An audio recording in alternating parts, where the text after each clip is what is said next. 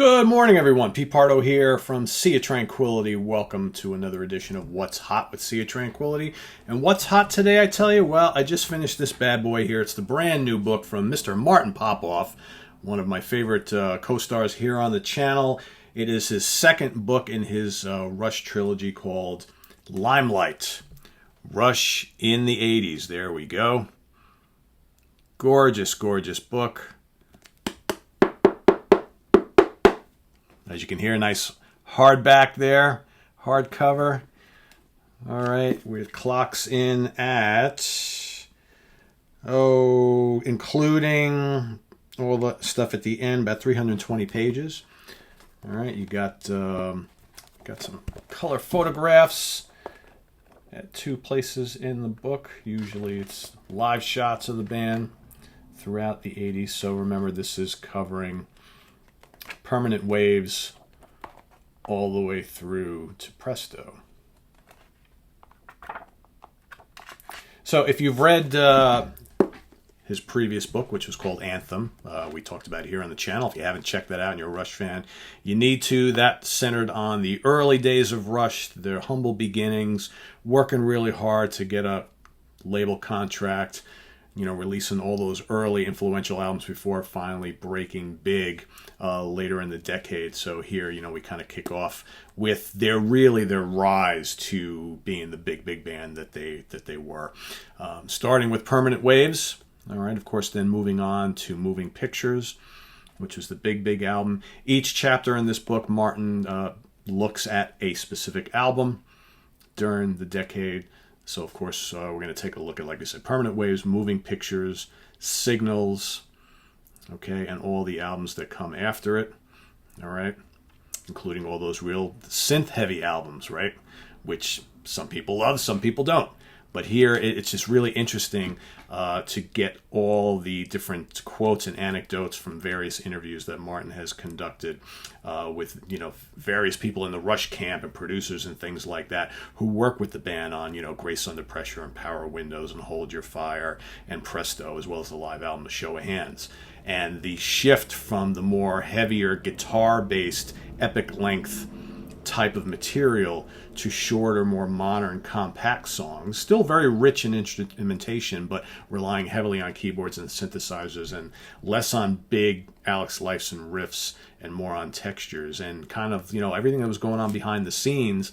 With Alex's frustration at the kind of the shift that the music was taking, Geddy's kind of rise to power with how these albums were going to kind of sound and be laid out, right? And, the various relationships they had with the few producers that they work with, okay? And, Neil's behind the scenes creativity as far as putting together the lyrics and all that sort of thing. So another very, very fascinating book that does a deep dive into the albums, yet these books in this series are not like an album by album analysis where Martin looks at every single song and gives his critique. This is more about an album by a look at the albums, okay, but with commentary from the band, the producers, people surrounding the band type of thing. So really cool, really different. If you're a Rush fan, you got to have this, and you got to have the first one. And I'll be, looking forward to the third because I love this band, always have. And it's just, when you talk about like definitive Rush biographies, I mean, these pretty much are. Martin is an expert on the band. He's talked to the band. He knows, people around the camp pretty well.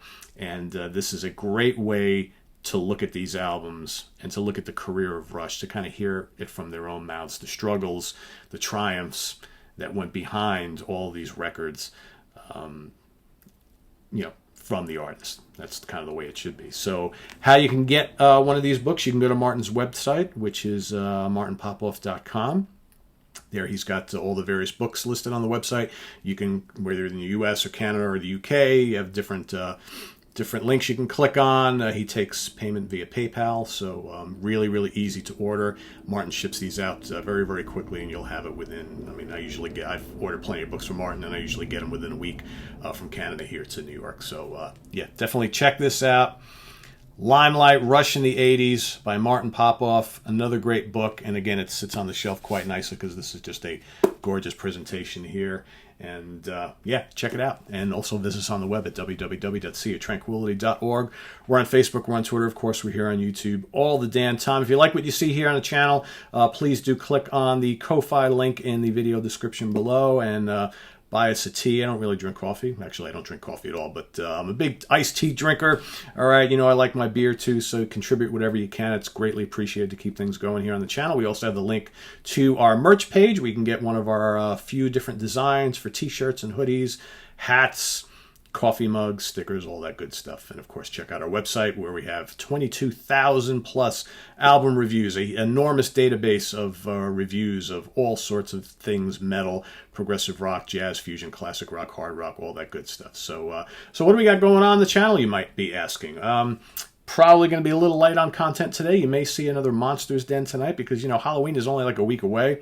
So I'm going to try and squeeze as many in as we can. All right, so here. This is what's coming up this weekend. So Jack Toledano is coming back on the show, I think Sunday.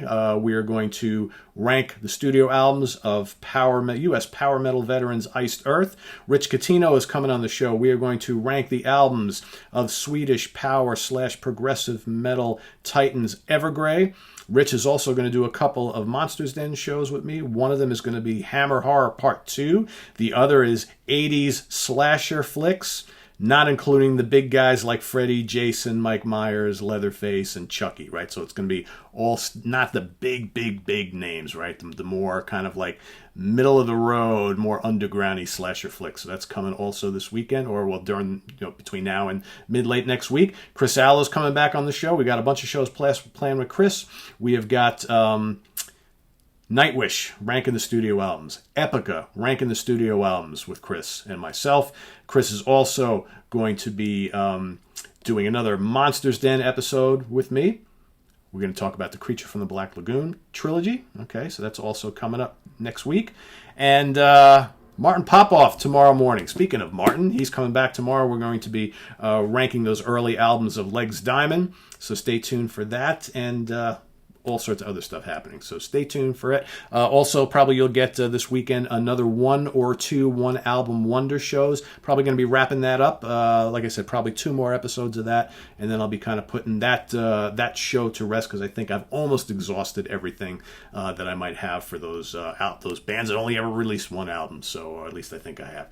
So anyway, so that's all coming up, right? So you got lots of stuff happening. So we'll see you all real soon here on the channel. Take care, everyone, and have a good weekend. But I'll be seeing you. So take care. Bye-bye.